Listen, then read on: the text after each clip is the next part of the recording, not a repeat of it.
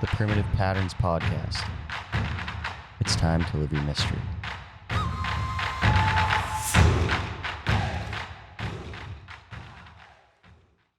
All right, welcome back to the Primitive Patterns Podcast. We got episode 5. The boys are preparing for a big run this weekend. Me and Josh are doing the half marathon, the Toronto Waterfront Marathon, and Luker's got the big boy pants on. He's going for the full marathon. So I figured we'd talk a little bit about what we've enjoyed with the training, what maybe we haven't enjoyed with the training so much, some things that maybe we find difficult. And so yeah, boys, how we feeling going into this weekend? I feel pretty good. I actually feel like I'm in the movie Click right now. Remember Click with Adam Sandler? Because we just went through this whole intro like 2 minutes ago. And for the second time now, Jake forgot to hit record. So that intro has been repeated in the last 2 minutes.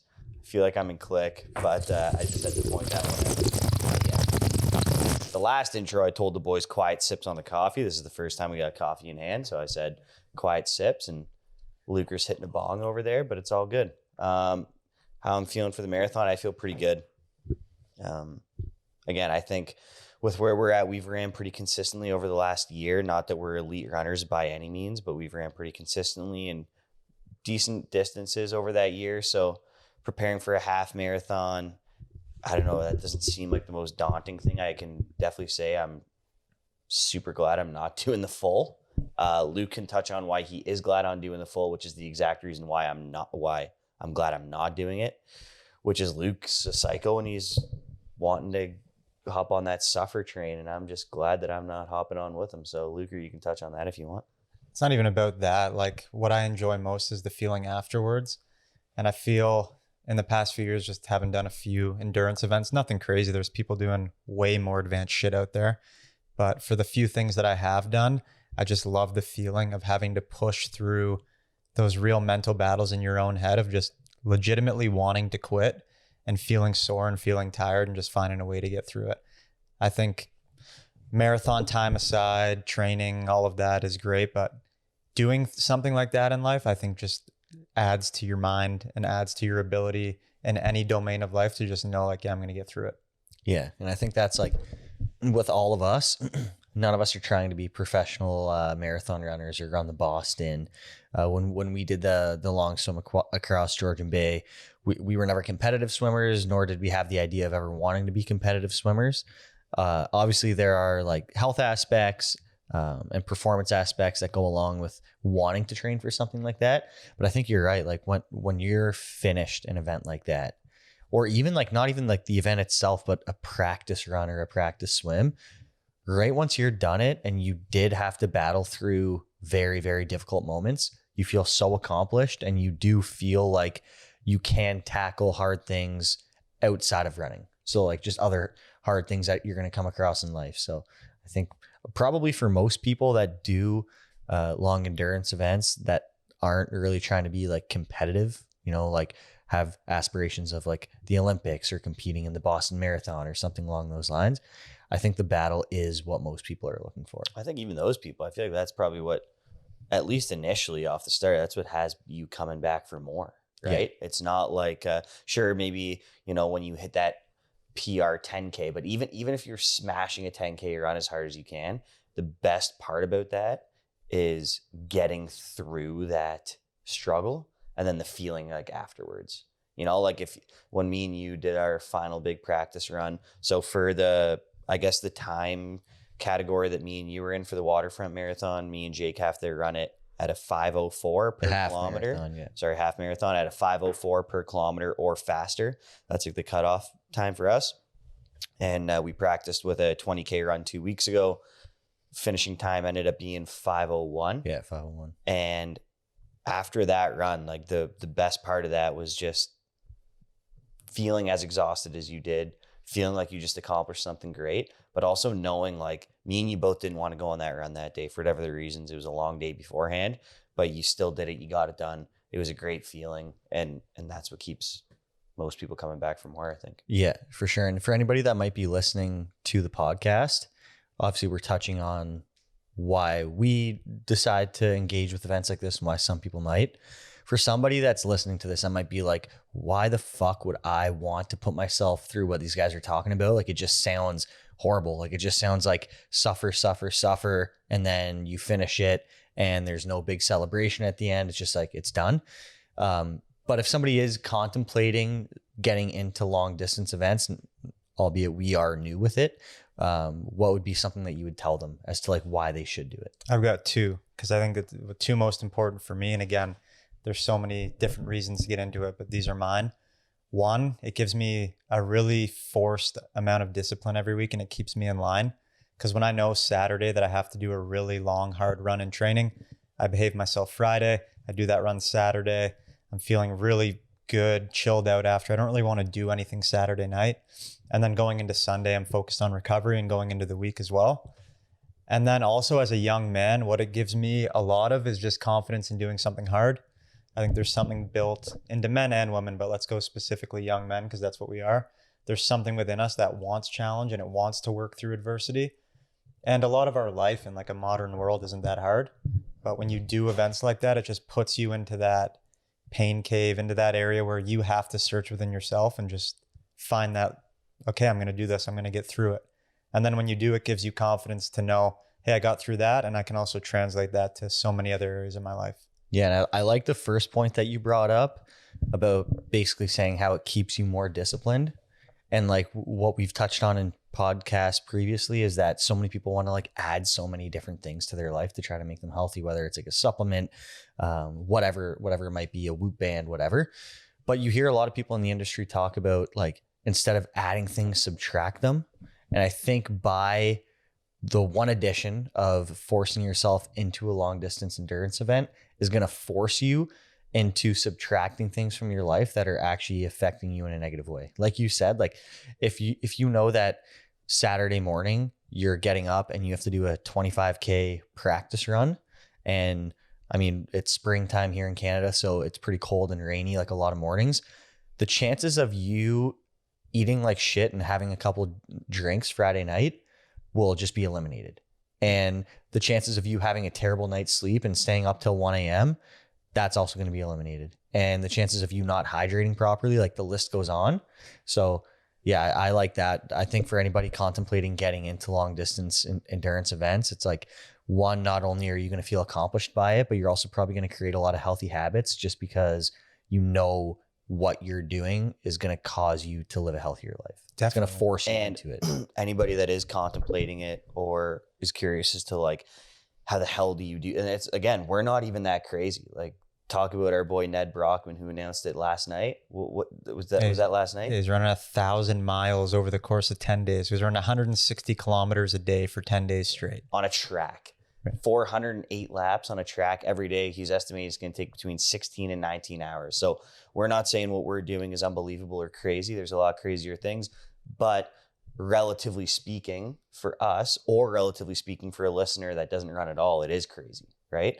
But also keep in mind that maybe just over a year ago, if I looked back on like my Strava app, the runs I was doing were like 2K, 3K, 3K, maybe the odd 5K. I remember about a year ago, we hit our first, like, call it between 12 and 15K run, and the boys were lit up. Like, the boys were lit up in terms of sore, but also like pumped that we actually got through it. And it just goes to show, like, it may seem like a daunting task or like an impossible feat to run a half marathon or even run a 10K or a 5K. But if you just do it, you stay consistent, you dose it correctly, especially off the start, take your time, you'll be shocked at where you could be 12 months from now. Also, too, one thing off of that I've had to check myself with big time, and I think anyone listening to this will relate, is how fucked up social media is in ways. Because a year ago, if I ran 12K, I was fired up. I was not a runner at all. Then we do that marathon last summer. We do the Grand Canyon. Now going into this marathon, I see myself looking online like, oh, this guy's doing 200 miles, or this guy's being a savage, or this guy's doing that. It's like, who gives a fuck? What I'm doing relative to where I was a year ago is nuts. And I think a lot of times people in every area of their life are looking on social media at what someone else is doing. But it's like, look around you. Who's doing what you're doing? One. And two, like, just be proud of fucking how much progress you've made. I just know I've had to check myself on that Well, I mean, lot. even think about what you and Cole are taking on right now. Like I said, this time last year, we ran our first 12 or 15K as a group, us four. It was literally this weekend. Yeah, exactly. Yeah. With the goal being 4 months later to run a marathon. Now, fast forward 1 year of that to that 12K run. And on kind of short notice, we signed up for this half marathon and marathon like 3 weeks ago. And now you're stepping into a marathon same time, just a year later. Yeah. And so you always have to keep that in mind. Like, you know, when I felt accomplished running a 5K a year and a half ago to a 15K to now, like me and you feel like on any given day, we could kind of step into a half marathon. Not that we'd necessarily perform our best, but we could do it. And it just goes to show if you just stay consistent with something, don't rush the process, and always remember relative to where you were a year ago that you're doing a fucking great job. Like, where can you be a year from now? Hell yeah. And a year from there. Don't get too neurotic and enjoy the process of doing. Like, I actually wake up on Saturday and I'm like, fuck yeah, run with the boys. Like, I'm stoked.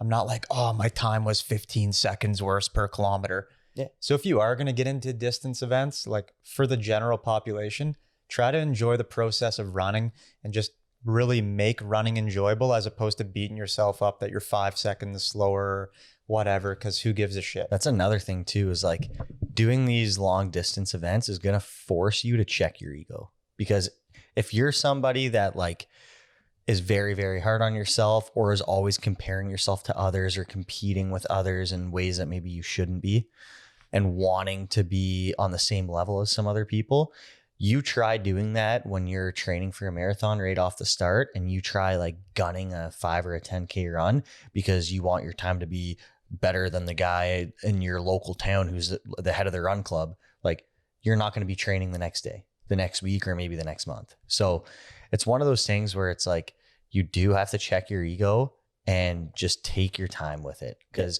if you try to come out too hot right out of the gate, like, you're not going to make it very far. Yeah.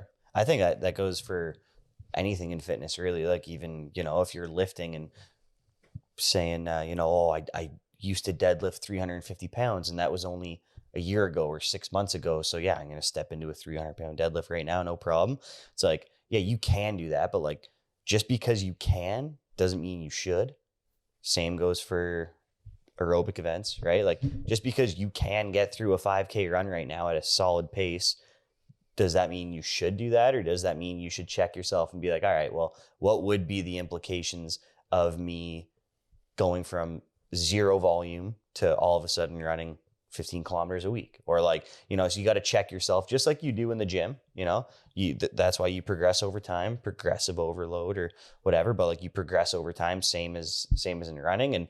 But I do agree. A lot of people do feel like I think it's a classic thing everybody does, you know, I'm going to get into running. What's the first thing most people do? 5K run. Yeah. But that's a lot of that's a lot of ground contacts that you haven't been getting for God knows how long, and now you're stepping into it. It's a sick feeling. It's a sick feeling being able to do that, but like, take your time. Like we said, it's taken us a year to get to where we are. So no rush. Yeah, and that's the thing. Most people, like you said, are able to step into a 5K run right now. Like, I don't know the percentage of the population that could do it, but like when I look at the people that surround me on a daily basis, now a lot of them are like healthier individuals because of our lifestyle and what we do for work. But I look at most of them and I'm like, yeah, you could get through a 5K run without a doubt, but you haven't been running. So like, yeah, you do have to be smart about it. Like, again, check your ego. Like, start, if you are wanting to get into this sort of stuff, start with the smallest distance possible. Work at that distance for 1 to 2 weeks. See how you feel. If you feel really good, bump it up by a kilometer. That's basically what we did. Like last year, we started with 2K runs. We did them like 3 days a week. And then we probably did that for 2 weeks. And then the next week we bumped it up by a kilometer. And then we did 3K runs for 2 weeks. And then after that, we just added a 3K run. So just baby steps. Another thing I'll say about running too, a little off topic, but it just popped to my head as like a reason I love it, and something people might not be thinking of right away when they're thinking of running, is for me, it checks a lot of boxes all at once, where it's like, I'm physically active, I'm outside in nature, and there's a point at every run that feels very meditative to me. And there's also a cool correlation I've found is like, as I've got into longer distance endurance events, I've also got into meditation at a deeper level. And I find a lot of parallels between the two. Like when you're out for a run on a trail and you don't have music on and you're 10, 15K in and all you're focusing on is your breathing and there's really no one around you, you get into a very, very zen state that I think is underrated. And once people feel that, it is very addicting. Oh yeah, the zone. People talk about it all the time. You get into the zone, like, and it's a real thing. Like the first 5 kilometers seems like it takes an hour to get through, and then the next 5 feels like, oh, that was maybe 40 minutes, and then the next 5 you're like, did I just do that in like 10 minutes? Yeah. So you do hit that zone. But again, that is also something that you have to work for, because like you said, that meditative, almost like meditative state typically doesn't happen, at least for me, until I'm like, yeah, about an hour into my run. Yeah, definitely. So if you're a beginner runner, don't go on a 3 or 4K run and think like, oh, I didn't get into a zone. Like, I don't know what people are talking about. Like, give it time. Yeah, give it time, train for 6 months, get into some longer distances. Yeah, you got to earn it. You got to earn the zone. Yeah. And also, to be honest with you, like 90%, if not more, there's rarely do I perform a run where there's no moment in time during that run that I feel like, fuck, like I want to stop. Like I want to stop right now. Pretty well every single time I run, I have that contemplation in my, not contemplation because I'm not actually going to stop, but like I have that thought or that feeling of like, oh, my knees kind of hurting all of a sudden, or like, oh, my breathing feels fucked all of a sudden. And you kind of just, it's almost like your body's telling you like, man, you don't want to keep going. You want to turn around, go eat some food and chill. And I get that pretty well every single time I run too. And again, I love running and it's been a year doing it consistently and I still get that frequently, more frequently than not. What's cool about that too is like, we're not West Side barbell guys, obviously. Like when we're in the gym, we're working hard, but we're not crazy like strongman athletes. But I can genuinely say there's never a point in lifting weights where I'm like, oh, fuck this. Like I can't get through this next set. Like, and running does give you that, which is cool. Like it gives you that ability to actually have to mentally push through something. And I know that can happen with lifting weights. And there's guys out there where every time they step in the gym, they have to. Yeah. Like typical strongman or elite level bodybuilders. Yeah.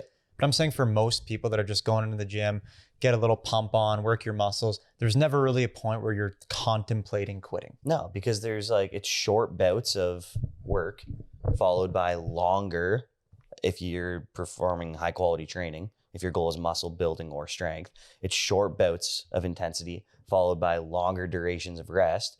And during that rest, you can fucking sit on your ass, go on your phone, grab a sip of water. Go on your phone if you're soft. But I'm saying though, you have the option to do that, right? And I would maybe push back on that a little bit depending on the situation. But regardless, when you're running, like there's no stopping. That's the whole point of a run. If you're running 10K and your goal is constant movement, then the goal is to not stop. And so you just know in your head, oh, I have 1 hour of not stopping what I'm doing starting now. Yeah. Well, I think that just about wraps it up right there, boys. Beauty. Good episode. Pumped for this run. That's one thing you will come to realize if you do get into long distance endurance events is you get excited for them. So let's make a little right now so we can check back in after the half marathon. What's our goal here for the half? I would love to be, my definite goal is under 5 minutes per kilometer. And I think there's a possibility we go under 4:55. That's what my goal is going to be. My plan, right, is going to be the first 10 kilometers be between 5:05 and 5:10. The next 5 kilometers be between 5 and 5:05. And then the last 5 kilometers, pin it and hopefully be at like a 4:50. Yeah. And then come in, or 4:40, and come in at around like a 4:55. Mm-hmm. What's your prediction here? If you had to give one. I'm literally not putting a time on mine. My goal is with 15K left, I want to start to feel pain. And then from that point, on, just go demon mode. Just literally push as much as I possibly can within that 15K and see where my time lands. Yeah. All right. Well, then send it right out of the fucking gate, buddy. If you want to be hurting with those last 15K, I don't think you have to send it out of the gate. No, you'll be hurting either way. That's what I mean. Yeah. I know like last weekend on that 34K run, by like kilometer 30, I was definitely starting to feel it. So once I hit that 30 mark or that 25, 27 mark, and I'm starting to feel a bit of pain, just go whatever's left. That one more side note, that is one thing, if you're not into long distance endurance events, that you would find out is like you could do a 25K run, feel mint and be like, oh, I could hit 40 because I just did 25. So if I have to do another 15, it's not going to be that bad.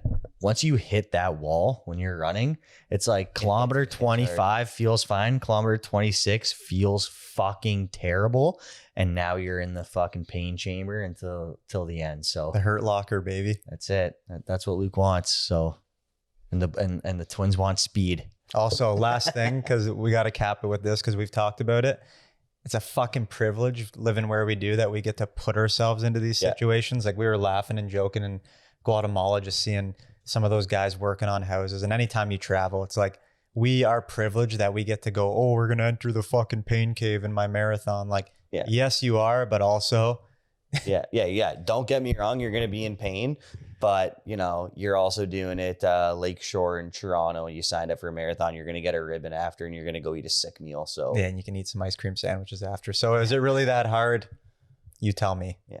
All right, boys. All right. That'll wrap it up. See you guys next time. The Primitive Patterns Podcast. It's time to live your mystery.